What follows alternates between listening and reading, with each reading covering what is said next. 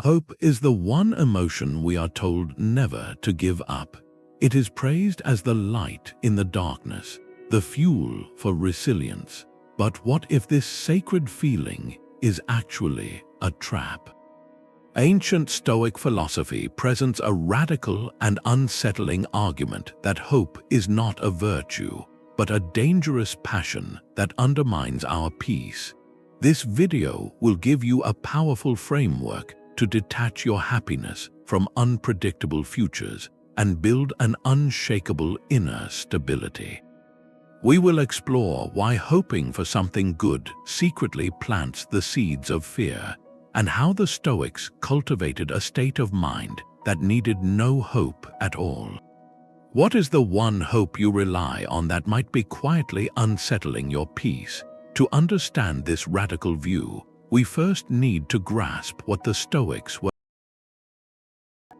Their entire philosophy was a training manual for the mind, designed to achieve a state of profound inner calm they called ataraxia, or tranquility.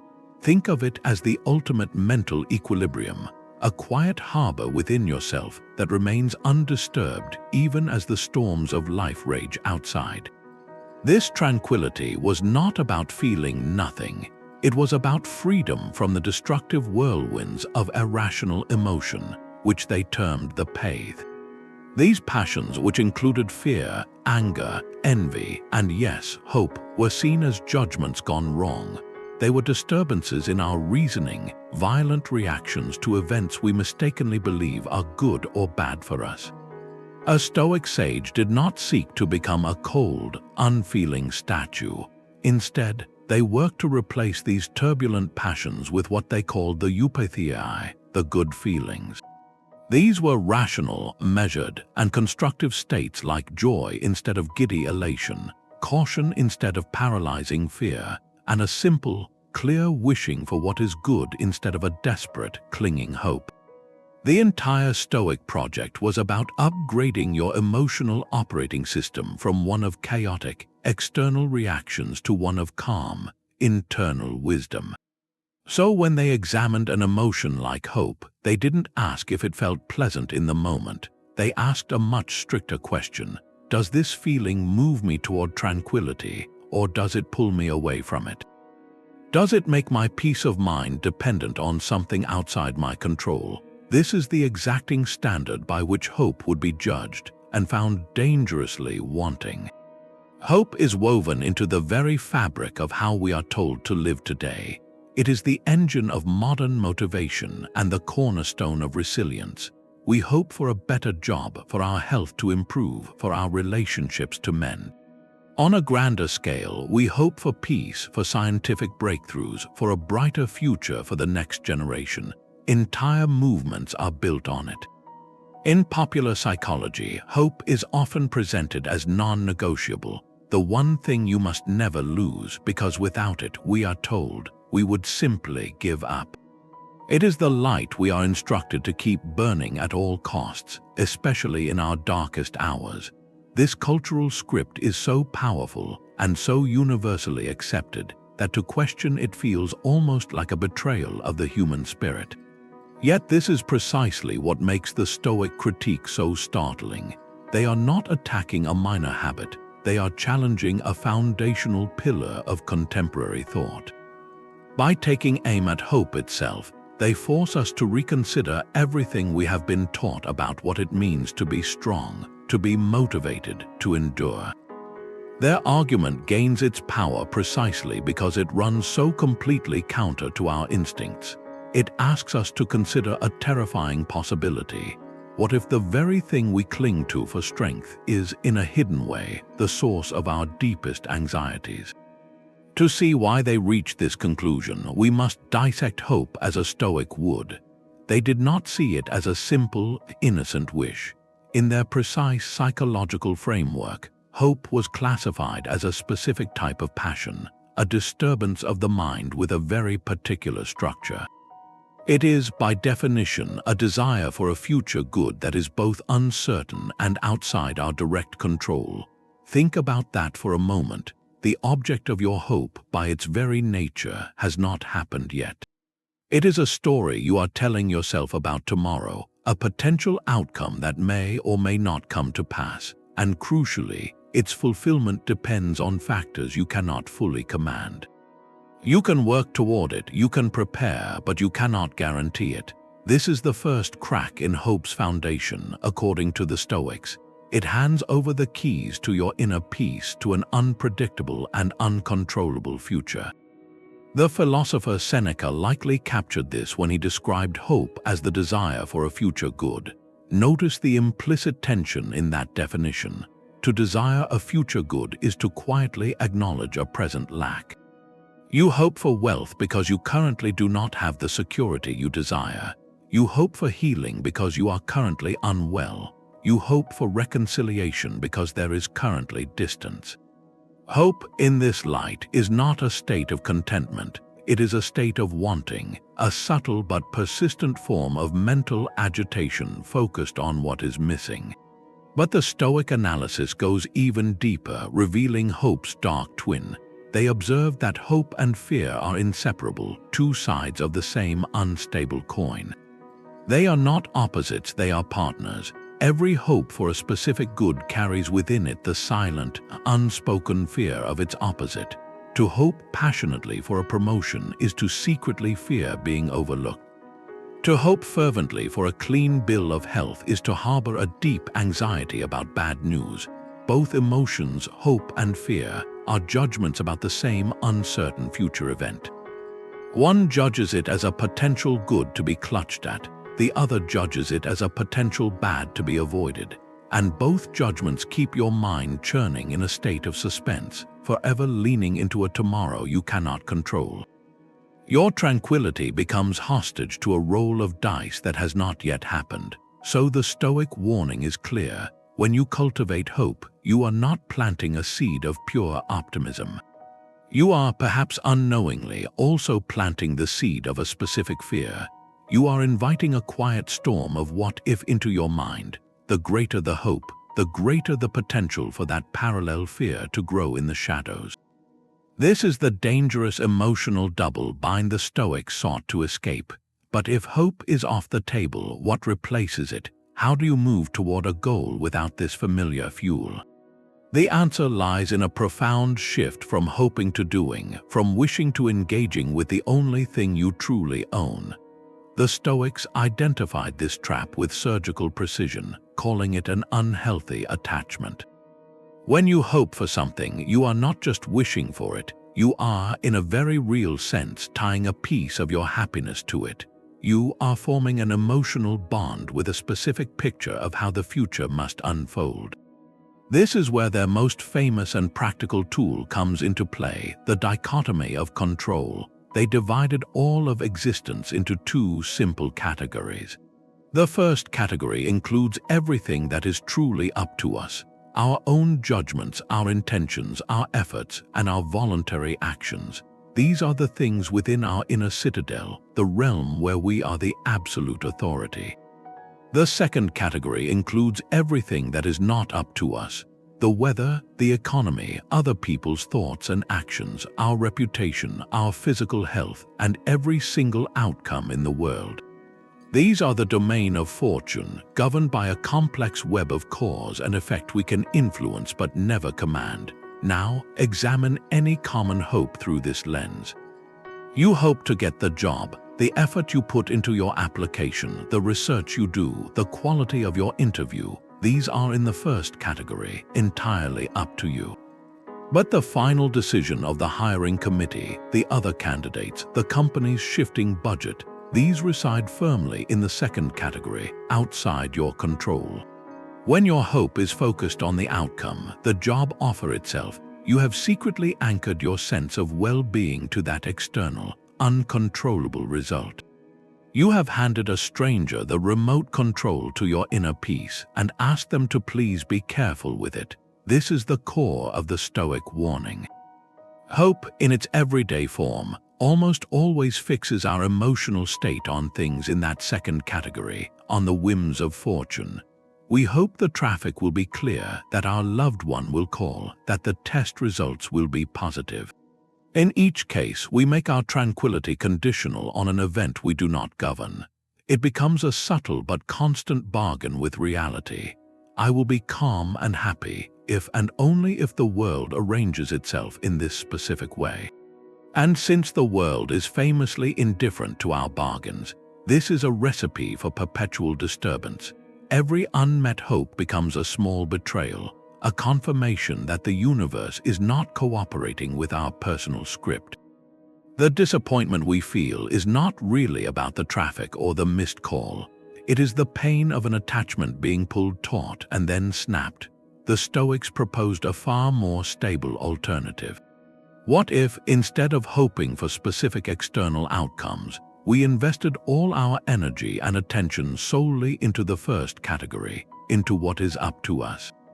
What if our peace was never part of the bargain to begin with? This is where the Stoic analysis becomes truly unsettling, revealing hope's hidden companion. For every specific hope you nurture, you are also, perhaps unknowingly, cultivating a specific fear. They are not opposites in a battle for your mind. They are two sides of the same psychological coin, minted from your attachment to an uncertain future. To hope passionately for sunny weather for your long-planned picnic is to quietly dread the clouds that could gather. Your emotional investment in that perfect afternoon automatically makes the possibility of rain a source of latent anxiety. You have, without meaning to, given the weather report power over your mood hours before you even step outside. The hope and the fear are born from the same place, a judgment that one outcome is good and its opposite is bad.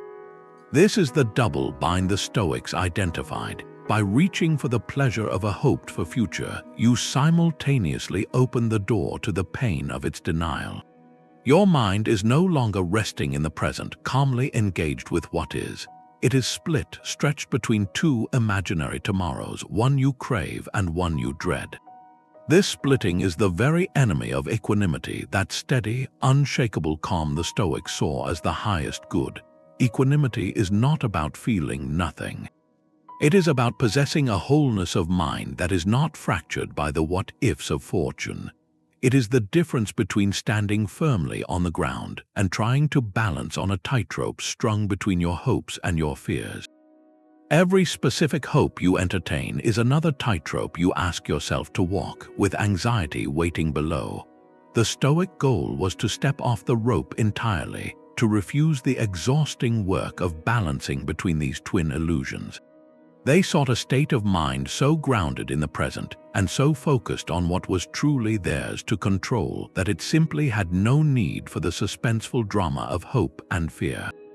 The weather would be what it would be. Their peace was not part of the picnic. The Stoic rejection of hope is not a call to passive resignation. This is the most crucial distinction to grasp. They did not advocate giving up on effort or abandoning your responsibilities. In fact, they demanded rigorous action, but of a very specific kind. The Stoics drew a sharp line between the passive, anxious state of hoping for a good outcome and the active, virtuous practice of doing what is right. They called these right actions kathakonta, or appropriate acts. These are the duties of life, the things a rational being should do according to their role as a parent, a citizen, a worker, a friend. Your preparation, your study, your honest effort, your kindness in the moment, these are all within your sphere of control. They are the material of a virtuous life. The error lies not in the action, but in the emotional attachment to the result that lies beyond it. Think of a skilled sailor setting out to sea. The foolish sailor spends the voyage desperately hoping for fair winds, growing anxious with every shift in the breeze, his mood and sense of success utterly dependent on the weather. The Stoic sailor, however, focuses solely on his craft. He expertly adjusts the sails, reads the currents, and steers with all his skill. He does not hope for a specific wind. He engages with the wind that is present. His goal is not to arrive at the harbor only if conditions are perfect. His goal is to sail well, with excellence and wisdom, regardless of the conditions. His tranquility is found in the quality of his actions, not in the cooperation of the sea. For us, this means you absolutely prepare for the job interview. You research, you practice, you polish your skills. That is your duty, your appropriate act. But you release the hope of getting the job. You tend to your health with good habits and medical advice, your appropriate acts. But you relinquish the hope for a specific future state of wellness. You put sincere effort into mending a relationship through honest communication, your appropriate act. But you do not hinge your peace on the other person's response. The hope is the passive wish for the world to conform to your desires. The virtue is in the active practice of doing what is right, here and now, with your whole heart, and then letting the outcome be what it will be. This shift transforms your entire relationship with the future. You are no longer a hopeful beggar at fortune's door, waiting for a handout. You become an active participant, an artist whose medium is your own character and effort. The result, whatever it may be, is then simply the next set of conditions to which you will apply your virtue. Hope's most subtle theft is not of a future outcome, but of the present moment itself. It whispers a dangerous promise, one we have all heard in our own minds. I will be happy when. I will be content when I get the promotion, when I find the right partner, when I finally lose that weight, when I have more money in the bank. This is the logic of deferral, a transaction where you trade the reality of your current life for the fantasy of a future one. You place your happiness on layaway, promising to collect it later, once the world meets your conditions. The problem is that the present moment, this very hour you are living through, is the only time you ever truly possess. The past is a memory, the future a speculation, but the now is the only arena where life actually happens. By constantly leaning into the when, hope teaches us to devalue the what is. It frames our current circumstances as merely a waiting room, an inconvenient prelude to the real story that is about to begin. But what if the story is already happening, and we are missing it by staring at the door? The Stoics saw this deferral as a profound error, a misunderstanding of where life is actually lived. Their practice was a radical return to the present, not as a place to endure, but as the only place where virtue and therefore contentment could ever be exercised. You cannot act virtuously yesterday or tomorrow. You can only choose wisdom, courage, justice, and self-control right now, with the materials directly in front of you. This is the Stoic alternative to hoping for a better situation. It is the practice of finding sufficiency in your own virtuous action within the situation you have. The person hoping for a more fulfilling job devalues the opportunity for diligence and integrity in their current tasks. The person hoping for a different body overlooks the chance for discipline and respect toward the one they have today. The shift is from seeking external conditions that will permit happiness to realizing that the capacity for a good life is an internal skill you can apply to any condition. The present moment ceases to be a problem to be solved by the future and becomes the only workshop you will ever have for building character. When you stop saying, "I will be happy when," you are forced to confront a far more immediate and powerful question. What good can I do? What virtue can I practice? What small excellence can I achieve with this hour that is mine? That question anchors you firmly in reality, pulling your energy back from the phantom future and into the tangible now. The happiness that comes from this is not the fleeting thrill of a wish coming true. It is the deep, quiet satisfaction of knowing you are using your one and only present well, regardless of what tomorrow brings. We can hear this practical wisdom echoed directly in the voices of the Stoics themselves, in the words they left behind. While they did not write a single essay titled On the Dangers of Hope, the theme is woven throughout their teachings on desire, anxiety, and the proper focus of the mind. Seneca, the Roman statesman and philosopher, wrote extensively about the turmoil caused by projecting ourselves into an uncertain tomorrow. In his letters, he warned that we suffer more in imagination than in reality, that we are often tortured by our own anticipations.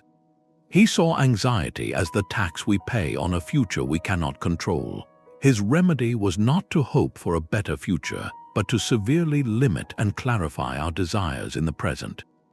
He advised confining our wishes to what we can secure by our own effort, arguing that a man is as unhappy as he has convinced himself he is. For Seneca, peace was found in shrinking the domain of what we want so that it fits entirely within the domain of what we can achieve through our own virtue.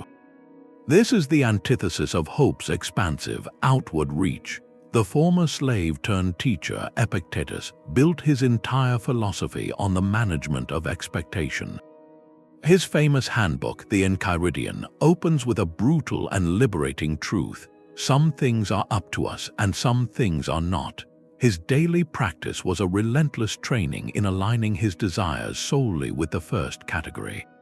He taught his students to examine every impression, every desire, and ask, "Is this within my power?" If the answer was no, the proper response was not to hope for it, but to release any claim over it. He said we should not demand that events happen as we wish, but wish for them to happen as they do happen, and our life will go well. This is the core of the Stoic shift. It transforms hope from a passive wish for specific outcomes into an active, flexible alignment with reality as it unfolds. Epictetus knew that our suffering begins the moment we demand that the world conform to our personal script. His solution was to rewrite the script in real time, to find our freedom not in changing the play, but in mastering our own role within it. Perhaps the most intimate glimpse comes from the private journal of Marcus Aurelius, the emperor who ruled one of history's greatest empires from the battlefield. His meditations were never meant for publication. They were his personal exercises in Stoic discipline. In them, we see a man constantly wrestling his own mind away from the distractions of the future and back to the duty of the present moment. He reminds himself, "Do not let the future disturb you. You will meet it, if you have to, with the same weapons of reason which today arm you against the present." He writes of accepting whatever comes to you woven with the thread of causes, and of not being pulled like a puppet by your own strings of desire. For Marcus, the countless worries of state, the threats of war, the pressures of leadership, all of these were temptations to lose himself in hope and fear about tomorrow. His practice was a minute-by-minute return to the only point of power he truly had, his own reasoned choice in the face of the task directly before him.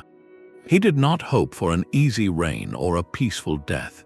He focused on acting justly now with the materials at hand.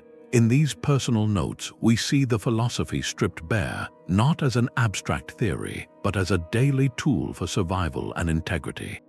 The collective message from these three voices is remarkably consistent. Hope, in the common sense of clinging to a preferred future, is a form of self-inflicted suspense. It is the mind leaning into a space where it has no footing. The alternative they offer is not despair, but a profound and active trust in your own capacity to meet whatever comes with virtue. But if this is the theory, how does it translate into the messy reality of our daily lives? How do you actually walk through a world that constantly sells you hope without buying into its hidden cost? The Stoic argument cuts even deeper when we understand their unique view of how emotions are actually made. For them, feelings like hope or fear were not primitive reflexes or mysterious forces that just happened to us. They were the direct and logical results of a specific mental act, a process of judgment. Imagine your mind as a courtroom, constantly receiving evidence from the senses. This evidence arrives as raw impressions, what the Stoics called phantasia. An impression could be anything: the sight of dark clouds gathering, the sound of a critical email notification, or even the internal thought of a future job offer. The impression itself is neutral, just data. The critical moment, the birth of an emotion, happens in the next instant when your faculty of judgment chooses to either assent to that impression or reject it. To assent is to agree with its implicit claim about the world. You see the clouds and your judgment declares, "This is bad, my picnic is ruined." You think of the job offer and your judgment declares, "This is essential for my happiness, I must have it." That act of assent is where the emotion is born. Hope, in this precise framework, is the judgment that a specific future good, which is by nature uncertain and outside your control, is not merely nice to have, but fundamentally necessary for your well-being. You have looked at the impression of a potential promotion, and your ruling mind has declared, "My flourishing depends on this." This is the irrational core the Stoics identified. Why is this judgment irrational? Because it misplaces the very source of a good life. The Stoics define true flourishing, or eudaimonia, as a life lived in accordance with virtue and reason. And virtue, they argued relentlessly, is the only true good because it is the one thing entirely within our power. It cannot be taken by misfortune, stolen by others, or lost to time. By judging that your flourishing hinges on an external, uncertain event like a promotion, you have made a catastrophic error in logic. You have anchored your deepest sense of worth and peace to a fleeting shadow on the wall of Plato's cave, something that may never materialize and that you could lose in an instant even if it does. Your inner stability is now chained to a phantom. This cognitive mechanism explains why hope feels so urgent and yet so unsettling. The urgency comes from the judgment of essential need. The unease comes from the silent, logical part of you that knows this essential thing is perched on a cliff of uncertainty. Every time you hope, you are performing this quiet, irrational act of self-sabotage, outsourcing your contentment to a jury of unpredictable events. The alternative is not to stop receiving impressions of future possibilities. That is impossible. The alternative is to train your faculty of judgment to withhold assent from their most dangerous claim. When the impression of a future good arises, you learn to observe it without immediately agreeing that your life depends on it. You can acknowledge it, you can even prefer it, but you refuse to crown it as essential. This mental discipline, this pause between impression and reaction, is the space where Stoic freedom is forged. It is where you reclaim the gavel in the courtroom of your own mind. This is the hidden emotional tax of every hope we hold. When we invest our emotional well-being in a specific future outcome, we are not just making a wish. We are, in a quiet but powerful way, writing a contract with reality. The unspoken terms are simple. If the world delivers what I want, I will feel satisfied and happy. But if the world fails to deliver, then I am entitled to feel disappointment, frustration, and even bitterness. By hoping, we essentially pre-approve these negative, turbulent reactions.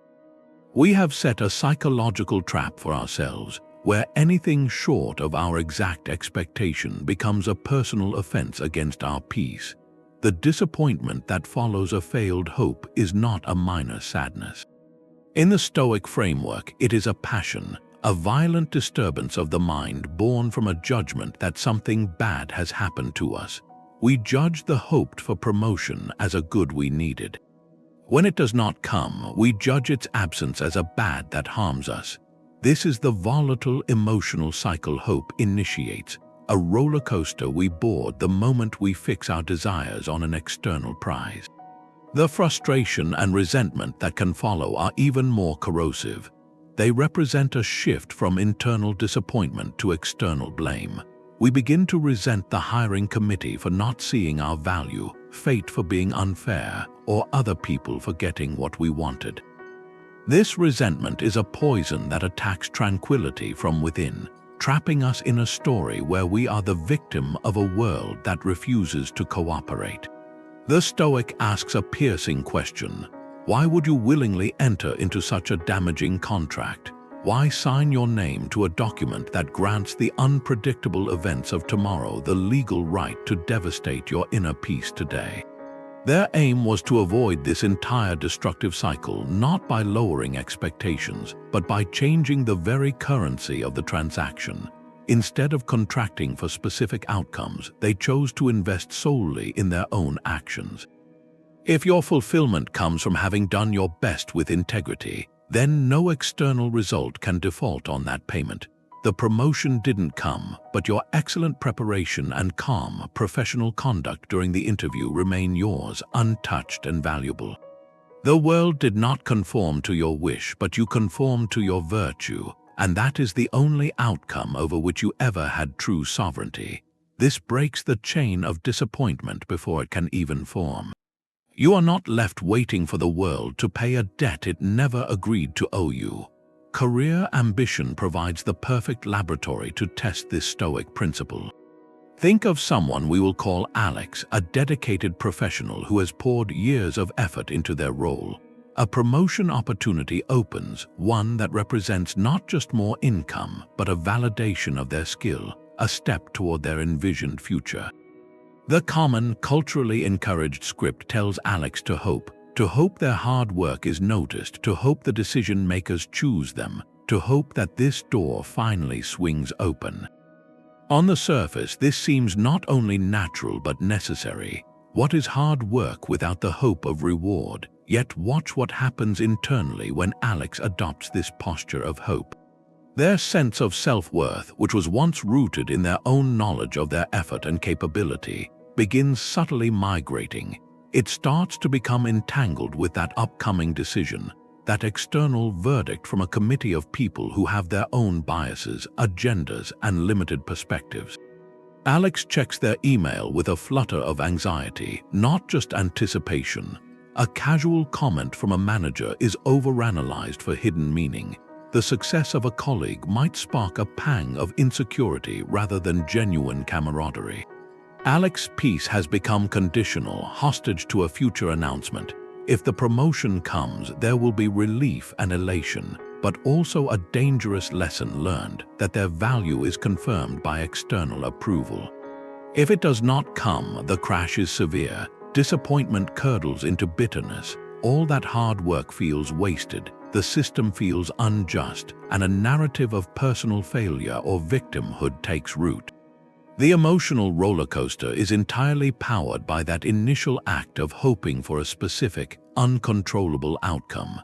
The Stoic approach for Alex would look profoundly different, not in action, but in judgment and aim. The Stoic Alex would recognize the promotion as a preferred indifferent, something that may be preferable but is not fundamentally good or necessary for a flourishing life. What is fundamentally good, acting with excellence, integrity, and dedication in their current role? Those virtues are entirely within their control. So the Stoic Alex would focus all their energy and intention there. They would prepare any necessary materials for the promotion process with thoroughness and professionalism, viewing that preparation itself as the virtuous act, the duty of the moment. They would perform their daily work to the best of their ability, not as a performance for an audience of decision makers, but as an expression of their own character. Their goal shifts from the hope of getting the promotion to the certainty of having earned their own self-respect through their conduct. This internal anchor changes everything. Meetings are engaged in with presence, not performance anxiety. The work itself becomes the source of satisfaction, not a mere means to an end. When the decision day arrives, the Stoic Alex can face it with a steady mind. If the promotion is offered, it is received with gratitude, but not as a life-altering validation. It is simply a new set of circumstances to which to apply the same virtues. If it is not offered, there is no catastrophic collapse. The core achievement, the integrity of their effort, remains untouched and unassailable. They are disappointed, perhaps, in the way one might be disappointed by rain on a day one preferred sunshine, but their sense of worth is not washed away. They can assess the feedback rationally, decide on their next steps with clarity, and continue their work without the poison of resentment. Their tranquility was never on the table during the committee's deliberation. It was secured minute by minute in the quality of their own choices. This is the practical power of the philosophy, turning the high-stakes drama of hope and fear into the quiet, durable practice of virtuous work. Perhaps nowhere is hope's double-edged nature more painfully felt than in our closest relationships. We enter into them with a shared, often unspoken script for how things should be. We hope our partner will become more attentive, that our friend will finally understand our perspective, that a family member will apologize for a past hurt. This hope feels like love, like investment in the relationship's future. But through the Stoic lens, this familiar pattern is where we most often hand our peace over to someone else's choices.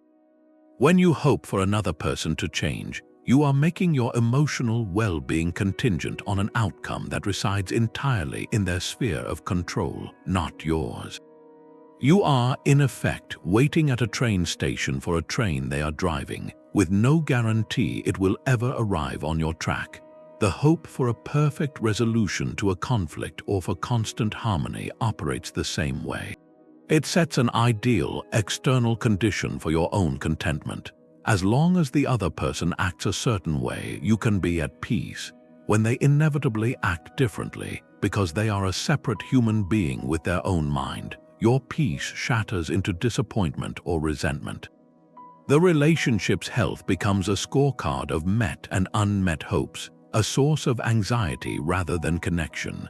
The Stoic alternative is not cold detachment or giving up on people. It is a radical shift of focus from managing others to mastering your own conduct within the relationship. It asks a simple, difficult question: what is within my power here? You cannot control your partner's habits, your friend's willingness to listen, or a relative's capacity for remorse. Those are their judgments, their actions, their domain. What you can control, absolutely, is how you show up. You can act with justice, treating them fairly even when you are frustrated. You can choose kindness in your words even when theirs are sharp. You can practice honesty about your own feelings without demanding they validate them. This is the practice of virtue without attachment to a specific response. You offer patience because patience is good in itself, not because you hope it will finally make them see the light. You communicate clearly because clarity is your duty, not because you are bargaining for a particular apology. You set a necessary boundary because it is the rational and self-respecting thing to do, not because you hope it will punish them into changing. This transforms the entire dynamic. Instead of a tense negotiation where your happiness is the prize they must earn by behaving correctly, the relationship becomes an arena for your own moral growth. Your partner's forgetfulness is no longer a personal betrayal of your hope for reliability. It is simply a fact, a piece of data. Your virtuous response might be to calmly restate your need, or to adjust your own expectations, or to decide what you will tolerate. The focus stays on your choices. This is profoundly freeing. It means you can engage with love and sincerity without the constant, anxious audit of whether the other person is holding up their end of your invisible contract. You accept them as they are, not as you hope they will be. This acceptance is not approval of poor behavior. It is a clear-eyed recognition of reality. You see the person in front of you with all their flaws and autonomy, and you decide how you, a virtuous person, will act in response to that reality. Sometimes that means walking away, not in a fury of disappointed hope, but in the calm understanding that your paths are no longer aligned. More often, it means finding a deeper, more resilient form of connection, one built on the solid ground of your own character rather than the shifting sands of their compliance. The harmony you find may not be the constant, frictionless ideal you hoped for. It will be something real, forged in the honest space between two people who are each responsible only for themselves. Hope often feels like a form of participation. When we hope for a loved one's recovery, for our team to win, for the stock market to rise, it seems as if our mental energy is contributing something to the effort. We cross our fingers, we send our positive thoughts, we whisper our wishes into the universe as if they are a kind of fuel. This is hope's most seductive illusion, the quiet belief that by caring enough, by wanting it badly enough, we can somehow bend probability in our favor. It is a form of magical thinking dressed in the respectable clothes of optimism. The Stoic philosopher would observe this with clear, unsentimental eyes and identify the core error. Hope in this mode is not a plan or an action. It is a superstition. It confuses the internal act of wanting with the external mechanics of cause and effect. You can hope for rain with all your heart, but it does not make a cloud form. You can hope for another person's kindness until you are exhausted, but it does not command their will. The intense emotional investment creates a deceptive sense of agency, a feeling that we are doing something when we are often just waiting anxiously for the world to act. This blurring of the line is where tranquility gets lost. We start to believe our peace is earned through the intensity of our hope, that if we just worry enough, wish enough, visualize enough, we have done our part. But the outcome remains as uncertain as ever, leaving us emotionally spent and still at the mercy of events. The Stoic insists on drawing a bright, unwavering line between two territories.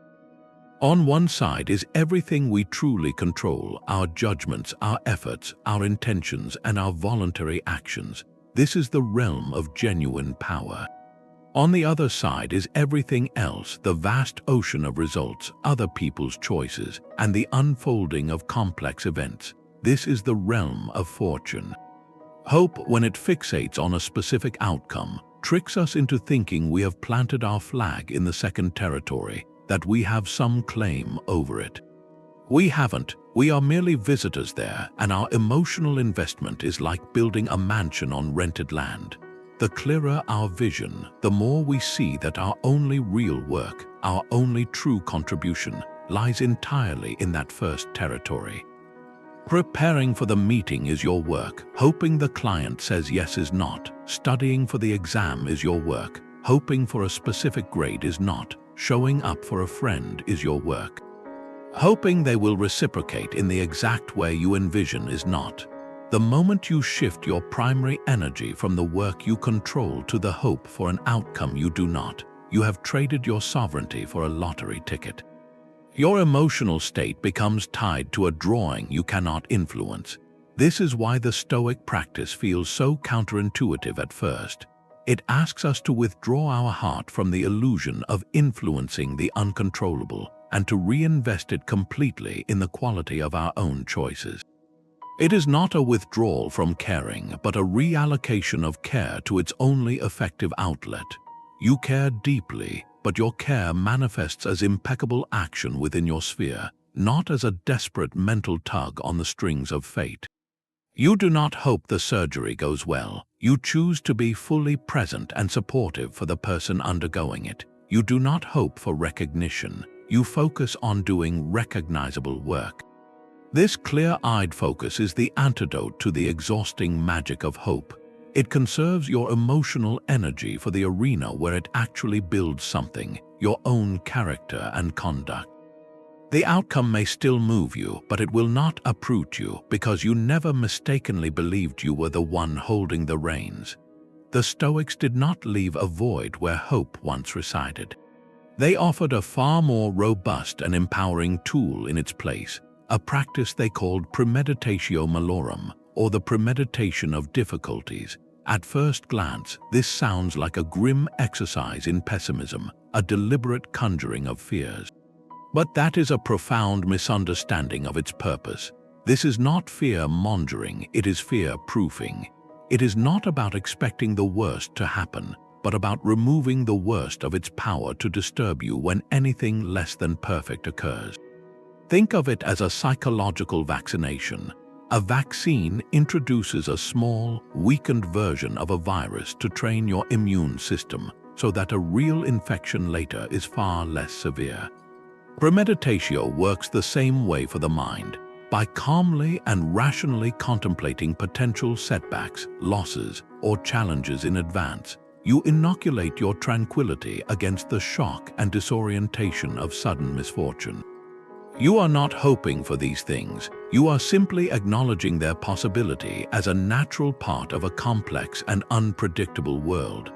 This disciplined foresight is what modern psychologists might call rational prospection, a clear-eyed mapping of the terrain ahead, including its possible pitfalls. The goal is never to cultivate anxiety, but to systematically dismantle it. When you have already walked through a scenario in your mind, examining it with reason rather than panic, you drain it of its element of surprise. The event, should it arrive, meets a prepared and resilient mind, not a startled and vulnerable one. Seneca practiced this daily. He would remind himself that the wealth he enjoyed, the status he held, the people he loved, were all on loan from fortune. He did this not to live in dread of losing them, but to appreciate them fully while he had them and to remain unbroken if they were taken. He wrote that we should anticipate not so much that all things will go wrong, but that nothing will go just as we hope. This shifts the entire posture from one of brittle expectation to one of flexible preparedness. Imagine a musician about to perform. The hopeful musician only pictures a flawless recital, a standing ovation. The Stoic musician, using prospection, also considers what they will do if a string breaks. They have a spare ready. They have practiced recovering their composure. They are not hoping for a broken string, but their peace and professionalism are not shattered if it happens. Their performance is defined by their skillful response to reality, not by their attachment to a single, perfect script.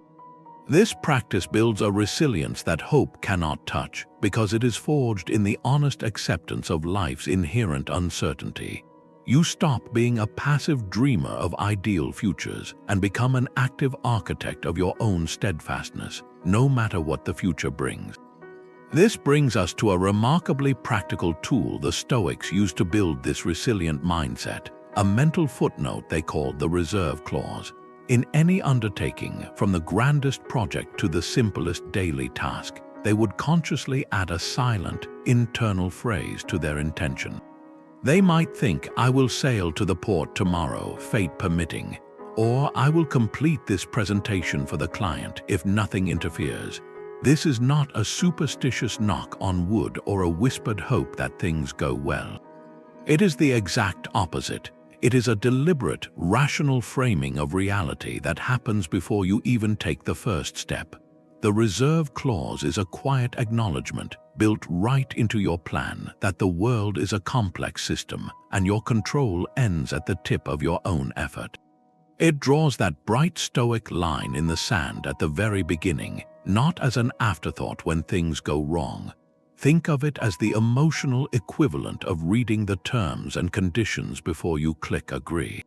You are acknowledging that while you fully intend to complete the journey, the road itself may have unexpected closures. This changes everything about how you engage. Without the reserve clause, your plan is a rigid script. You will board the flight at 8 a.m. You will deliver the flawless pitch. You will have a perfectly harmonious family dinner. When reality inevitably deviates from this script, even in a small way, it feels like a personal failure of the universe, triggering frustration and disappointment. With a reserve clause embedded in your thinking, your plan becomes a flexible intention operating within a field of possibility. You intend to board the flight at 8, traffic and security permitting. You aim to deliver a clear and professional pitch, assuming the technology functions and the client is receptive. You hope to enjoy a pleasant dinner, understanding that moods and schedules are fluid. This framing does not weaken your resolve, it strengthens your realism. You are now playing the game with a full understanding of the rules, which state that outcomes are shared creations between your effort and a million other factors. You can then pour your entire energy into that effort, the part you own, with a kind of fearless focus. Because you have already made peace with the if clause, you are emotionally prepared for any outcome. The traffic jam is not a shocking betrayal. It is simply one of the interferences you had already accounted for in your mental model. It becomes data to respond to, not a catastrophe that ruins your day.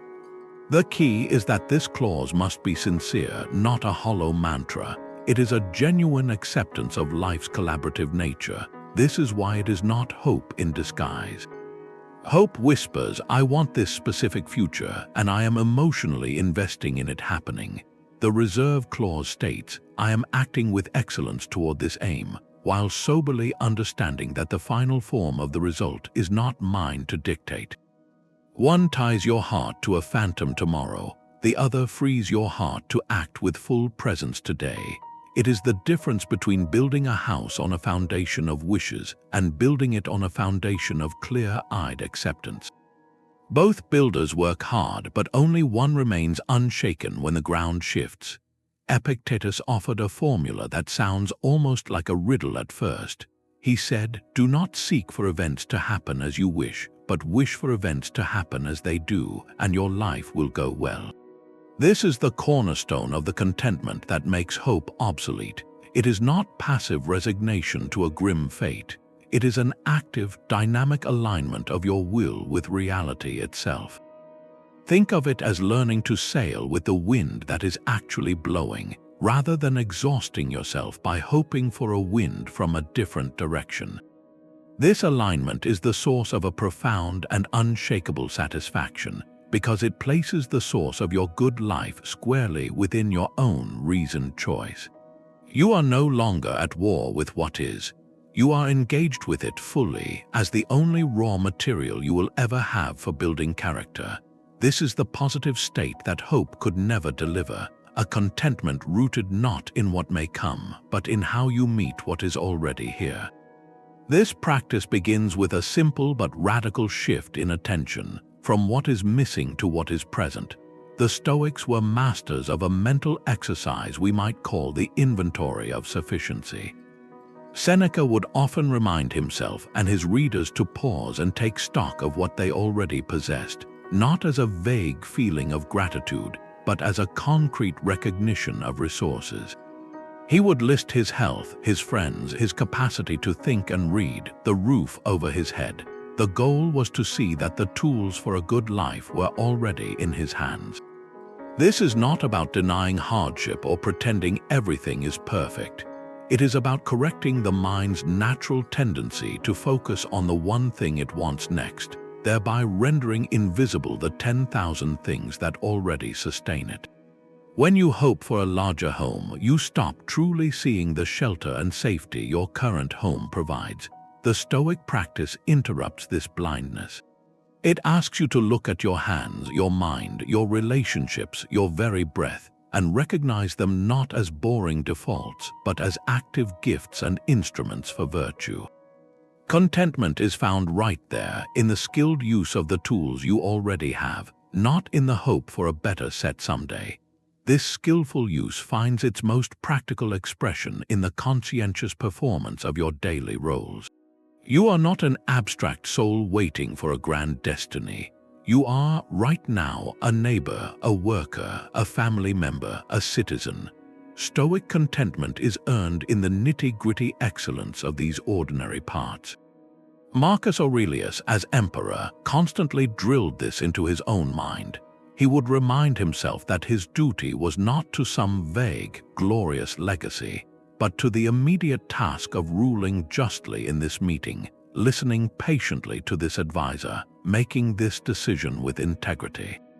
For us, it means the content of our life is not found in hoping for a more important job title, but in doing our current work with diligence and care.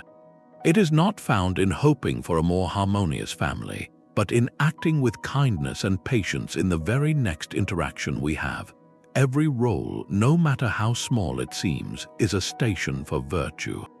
The parent patiently helping with homework, the employee thoroughly completing a report, the stranger holding a door open. Each of these acts is a complete and self-sufficient moral event. They require no future promotion, no thank you, no external reward to make them meaningful. Their meaning is inherent in the doing. When you perform them with presence, you are not building credit toward a future contentment. You are living that contentment in real time. Ultimately, this reframes every single moment as an opportunity. The present is no longer a waiting room for the life you hope to live. It is the only workshop you will ever have. The raw material is whatever is happening right now, however ordinary or difficult. A delayed train is not an interruption to your peace. It is the material for practicing patience. A challenging conversation is not a threat to your hope for harmony. It is the material for practicing courage and clear communication. even a moment of quiet solitude is material for practicing reflection or simple appreciation. This view transforms existence itself into a continuous curriculum for virtue. There is never a point where life is on pause, where you are merely killing time until your real hopes can begin. Your real life, the only one that matters, is this series of nows, each one offering a choice to act with wisdom, justice, courage, or temperance. When you see this, a deep self-sufficiency emerges. Your sense of meaning and worth is no longer deferred, no longer outsourced to a future promotion, a future relationship, a future state of the world. It is generated freshly, moment by moment, through the quality of your own engagement. This is the true antidote to hope's anxious longing. It replaces the hunger for a different future with the full nourishment of a virtuous present. You stop asking, "What do I hope will happen?" and you start asking, "What good can I do with what is happening?" The answer to that second question is always available, and it always belongs entirely to you. But this raises a critical question. If we let go of hope, are we not simply embracing a bleak and passive pessimism? The Stoic answer is a firm no, and it hinges on a crucial distinction they would insist we make. The rejection of hope is not the adoption of despair. It is instead a shift from a fragile emotional state to a durable strength of character. To understand this, we must carefully separate three ideas that often get tangled together: hope, optimism, and courage. For the Stoics, these are not synonyms, and confusing them leads to a profound misunderstanding of their entire project. Hope, as we have explored, is the emotional investment in a specific, uncertain, and external outcome. It is a wish for the world to arrange itself in a particular way for your benefit. This is what they advised us to release. Optimism, in the Stoic sense, is something entirely different. It is not a prediction that good things will happen. It is a deep, rational trust in your own capacity to meet whatever happens with virtue and resilience. It is a confidence placed not in the kindness of fortune, but in the resources of your own mind. The optimistic Stoic does not believe the future will be easy. They believe they can be equal to it. This is a general attitude of engagement with life, not a specific bet on a sunny outcome. And then there is courage, which the Stoics classified as one of the four cardinal virtues. Courage is not the absence of fear, and it is certainly not the hopeful belief that danger will pass you by. Courage is the judgment to do what is right even when fear is present. It is action in accordance with reason, despite the emotional turbulence urging you to flee or freeze. A soldier charging into battle to protect their comrades is not hoping they will be unharmed. They are acting with courage because their duty demands it, accepting the risks as part of the terrain of their moral choice. This is the Stoic triad for facing difficulty: release hope for a safe outcome, maintain optimism in your own resilience, and exercise courage through right action. You can see this in the life of a doctor in a crisis. The hopeful doctor might cling to the wish that every patient recovers, and each loss becomes a personal, devastating blow to their spirit. The Stoic doctor focuses on the courage to provide the best care possible with the information and tools at hand, maintains an optimistic trust in their training and ability to adapt, and releases the hope for a specific result that is ultimately in the hands of biology and circumstance. They can grieve a loss without being shattered by it because their sense of worth was anchored in their courageous effort, not in the uncontrollable outcome. This framework makes them not less caring, but more sustainably effective and emotionally resilient. They are engaged, committed, and brave, all without the precarious emotional scaffolding of hope. Their light comes from within, not from a flickering candle held up to an uncertain future.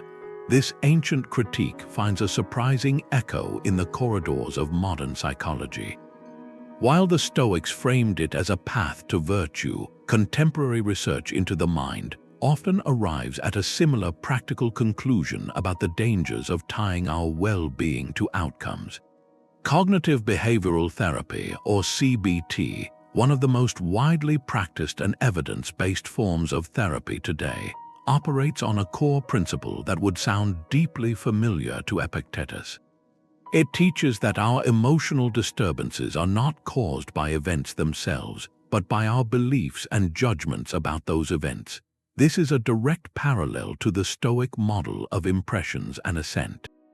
In CBT, a therapist helps a client identify automatic, often irrational thoughts, like "if I don't get this job, my career is over," and then challenge the truth of those judgments. The therapeutic work is to decatastrophize the feared outcome and to shift focus toward adaptive behaviors. This is essentially the Stoic practice of withholding irrational assent, applied with clinical structure.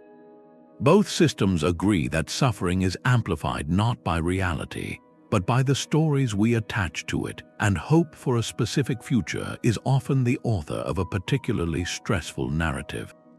The field of mindfulness, which draws from ancient contemplative traditions, offers another bridge. A central aim of mindfulness is to cultivate a state of non-judgmental awareness of the present moment.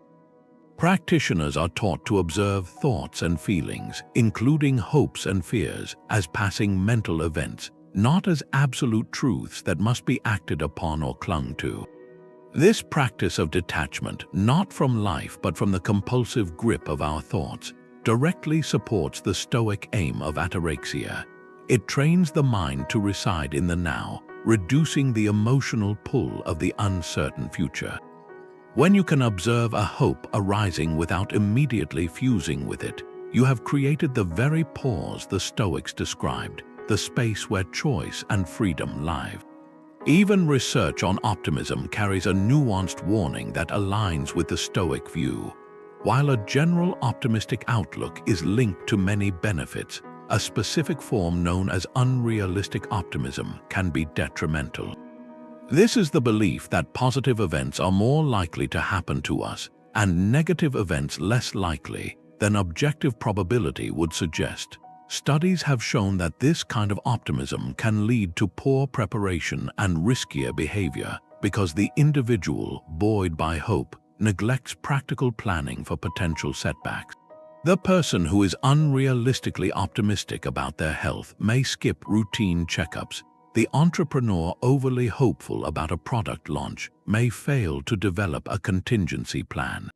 This is hope functioning exactly as the Stoics warned, as a seductive distraction from engaged, rational action in the present. It creates a vulnerability because it avoids the sober premeditation of difficulties that builds true resilience. By connecting these dots, Stoicism is revealed not as a relic, but as a remarkably prescient map of the mind. Its insights were not mere speculation. They were observations about human psychology that modern science continues to validate.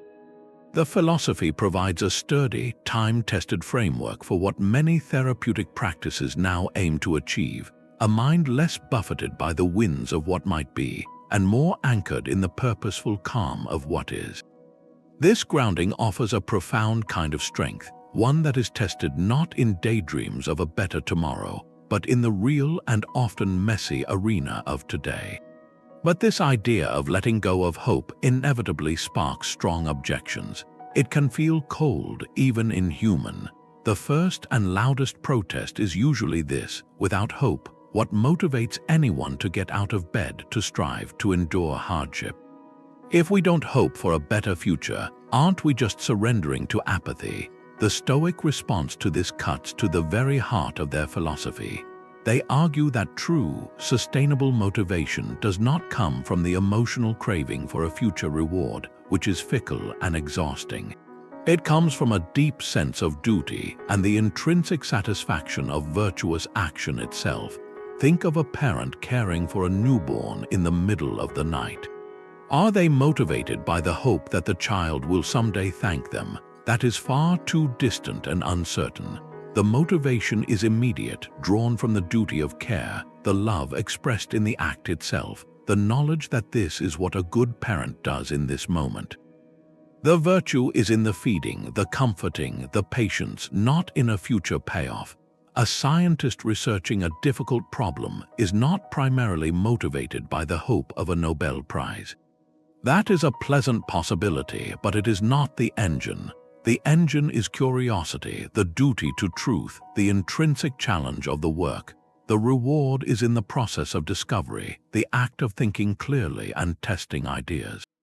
This kind of motivation is far more resilient than hope because it is not contingent on an outcome.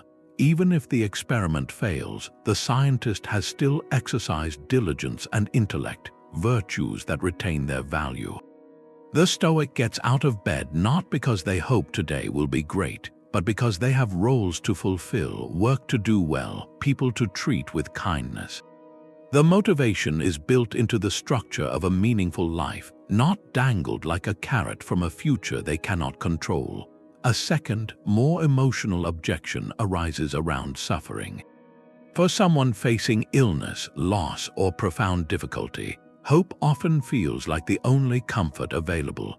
To suggest removing it can seem cruel, like taking away a life raft from someone drowning. The Stoics, who spoke extensively about enduring hardship, would offer a nuanced but firm rebuttal. They would distinguish between false comfort and true solace. Hope, when it is a fragile promise of a specific better future, is often a false comfort. It asks the suffering person to pin their emotional survival on an uncertain event, like a medical test result or a change in another person's heart. This sets up a devastating double loss, the present pain, plus the future collapse of the hope if things do not turn out as wished. The hope that a loved one will recover can, in the worst case, make the eventual loss feel not just sad, but like a personal betrayal by the universe, compounding the grief with bitterness. The Stoic alternative is to seek comfort in a different place entirely, not in the uncertain future, but in the unshakable present.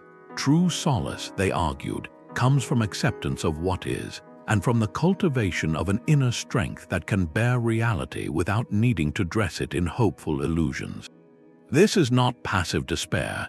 It is the active practice of courage, the resolve to endure what must be endured with dignity. It is finding comfort in the love you can still give, in the memories you honor, in the simple beauty of a moment of peace amidst the storm. It is the comfort of knowing that your worth is not diminished by your circumstances, that your character remains a fortress even if your body or your situation is under siege. This inner fortitude does not promise a happy ending. It promises something more reliable, that you will not be broken by the ending, whatever it may be. For the Stoics, this was the only genuine comfort because it was built from materials that could not be taken away. The most profound test for any philosophy of the mind arrives not in comfort but in crisis. When facing a diagnosis of a long-term illness or enduring a deep personal injustice, the world seems to demand hope. It feels like the only lifeline, the single candle in a vast and frightening dark. To suggest setting it down here can feel not just counterintuitive but almost heartless. Yet this is precisely where the Stoic perspective moves from theoretical to transformative, offering not a removal of comfort, but a trade for a far more durable kind. In these moments, the instinct is to place our ultimate peace on a single, external resolution. We hope for a cure, for a reversal of fortune, for the person who wronged us to finally see the truth and offer amends. This hope becomes the entire architecture of our emotional survival. If this happens, then I can be at peace. The Stoic gently, firmly, asks us to examine the foundation of that architecture. What if the cure is not found in time? What if the apology never comes? By anchoring our tranquility to that specific external outcome, we have made our inner stability conditional on the most uncertain elements of all. We have, in our deepest vulnerability, handed the keys to our peace to the very forces that caused our suffering. The danger is not in the wishing for relief, but in making that relief the non-negotiable price of our own dignity. When hope for an external salvation becomes absolute, the self can become a hostage waiting for a ransom the world may never pay. This does not mean surrendering to the circumstance. It means relocating the battlefield for peace from the external world to the internal one. The Stoic asks a different, more immediate question. What is within my power right here within this reality I did not choose? They would argue that the more robust path, the only truly inviolable path, is to focus on the virtue that is always possible within the circumstance. Your body may be failing, but your courage in facing each day is yours to command. An injustice may have stripped you of rights or reputation, but your dignity in how you conduct yourself remains untouchable. The pain may be relentless, but your patience in enduring it moment by moment is a fortress no external event can breach. These are not consolations. They are assertions of sovereignty. They are the active, living proof that while the world can impose hardship, it cannot dictate the quality of your character in response to it. This shifts the entire goal. The goal is no longer to hope for a different set of circumstances, but to excel as a human being within the circumstances you have. A person living with a chronic condition by this light is not primarily a patient hoping for a cure. They are a person exercising monumental courage, learning profound patience, and practicing a deep respect for the limits and possibilities of each day. Their life is not on hold, it is happening now in the fierce and virtuous engagement with their reality. Their story is not a tragedy awaiting a happy ending, but an epic of endurance being written in real time. This perspective transforms the nature of solace itself. The comfort offered by hope is future-based and fragile, a promise that may break. The comfort offered by this Stoic engagement is present-based and unbreakable because it is earned through your own actions. You find solace not in the dream of being free from pain, but in the knowledge that you are bearing it with grace. You find strength not in the hope that others will recognize your innocence, but in the certainty that you are conducting yourself with integrity despite their judgment. This inner citadel becomes a place of genuine refuge. It is where you discover that while you may not control the storm, you have absolute authority over how you stand within it. Your worth and your peace are no longer negotiable items in a lawsuit with reality. They are the inherent rewards for living virtuously, and they are paid out in the currency of self-respect with every courageous choice you make. This is the ultimate answer to the objection that letting go of hope means giving up. It is the exact opposite. It means giving everything you have to the only fight you can ever truly win, the fight for your own character. And in that fight, no outside power, no twist of fate, no prolonged hardship can ever declare you defeated. This may sound like the ultimate contradiction, to chase something you do not need. Yet this is the precise and liberating space the Stoics carved out, a psychological model that allows for passionate effort without emotional dependency.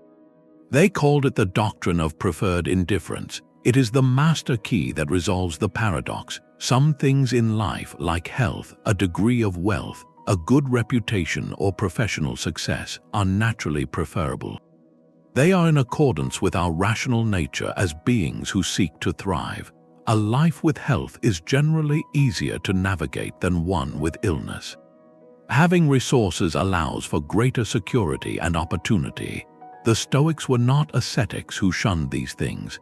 They fully acknowledge that these preferred states are rational to work toward. But here is the critical distinction, and it changes everything. While these things are preferred, they are ultimately indifferent to our core happiness, our eudaimonia.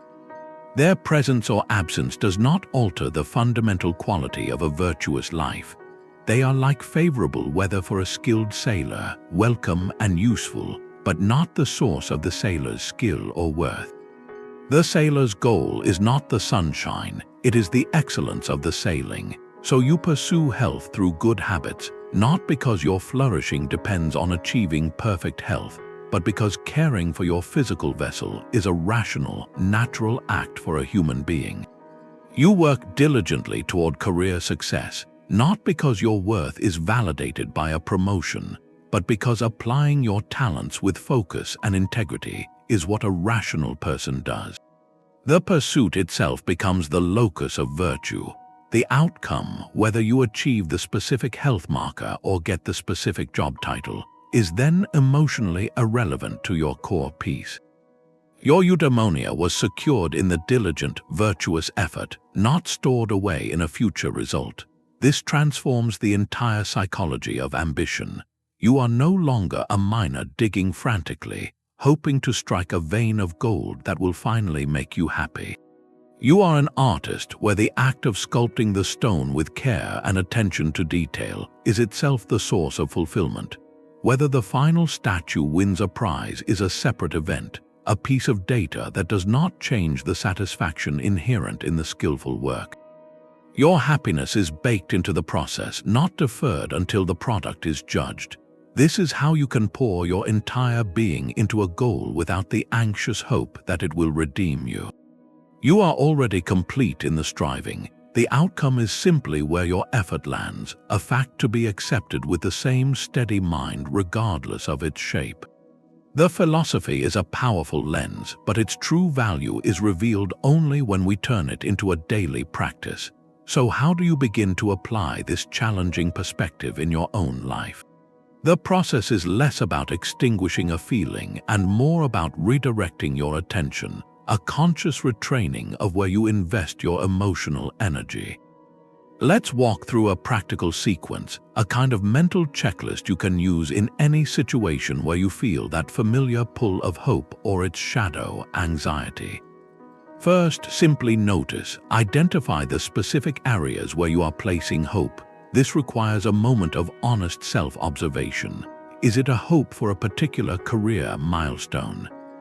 For a relationship to improve in a certain way? For a financial windfall or a specific health outcome? Name it clearly, not as a vague wish, but as the concrete future event your mind is clinging to.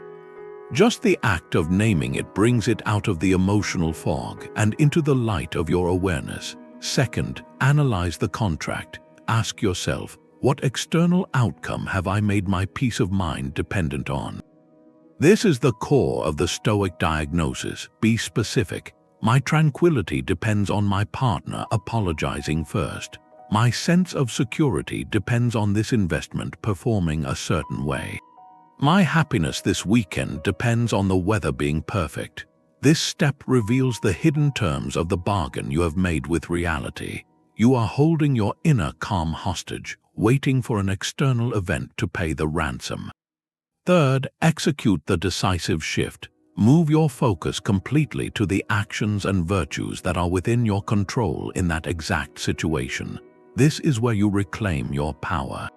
You cannot control your partner's apology, but you can control speaking your truth with calm honesty. You cannot control the stock market, but you can control your spending habits and your diligence in researching investments. You cannot control the weather, but you can control your plan for indoor activities and your attitude of flexibility. List these controllable actions. They are your true work, the only territory where you are the sovereign. Fourth, adopt the mental safeguard. Consciously apply the reserve clause to your intention. As you plan your virtuous action, add that silent, rational footnote. I will have that honest conversation, understanding that their response is their own. I will make a thoughtful investment, accepting that markets fluctuate. I will prepare for an outdoor picnic while having a good indoor alternative ready. This clause is not a hope for things to go well. It is an acceptance that your plan operates within a larger, unpredictable world. It builds flexibility into your expectations from the start. Fifth, strengthen your foundation. Practice the premeditation of alternatives. Spend a few quiet moments not fearing the worst, but calmly considering what you would do if your preferred outcome did not materialize. If the apology never comes, how will you choose to move forward with dignity? If the investment loses value, what is your rational contingency plan? If the rain pours, how will you still find enjoyment in the day?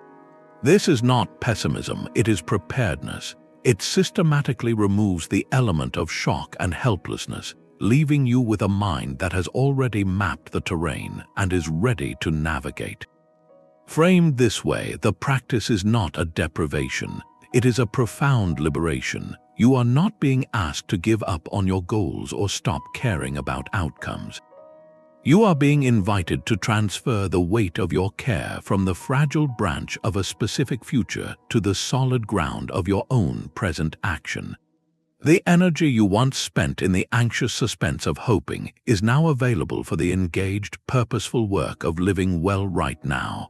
The goal stops being a distant finish line you hope to cross and becomes the quality of your very next step. This is how you build a contentment that does not wait for permission from the world, a resilience that is not borrowed from tomorrow's possibilities, but forged in the enduring strength of your character today. The Stoics were not trying to rob life of its color or its drive. Their goal was far more ambitious: to liberate us from a specific kind of slavery. They identified hope in its everyday form as a dangerous passion precisely because it quietly chains our inner peace to the whims of an uncertain tomorrow. Every time we hope for a specific external outcome, we hand a piece of our tranquility over to events we cannot command. We become servants to fortune, waiting anxiously for it to deliver the conditions we believe we need to finally be content. This constant leaning into the future disrupts our ability to rest fully in the present, the only moment we ever truly possess. It prevents us from discovering the profound sufficiency that already exists within our own capacity for virtue, right here and now. The job, the relationship, the state of health we hope for, these are all external landscapes. The Stoics' true home was the unshakable character they built within, a fortress no external storm could ever breach. This is the core of their warning, a call to stop outsourcing our happiness to a future that may never arrive as we picture it. The path they offer is not one of bleak resignation, but of profound empowerment. It is a trade, exchanging the exhausting roller coaster of hope and fear for the steady ground of your own reasoned choice. It means shifting your primary investment from the outcome of the game to the quality of your play. Your worth is no longer a prize to be awarded by a promotion, a person's affection, or a test result. It becomes a fact, earned and confirmed through your own actions of courage, justice, wisdom, and self-control.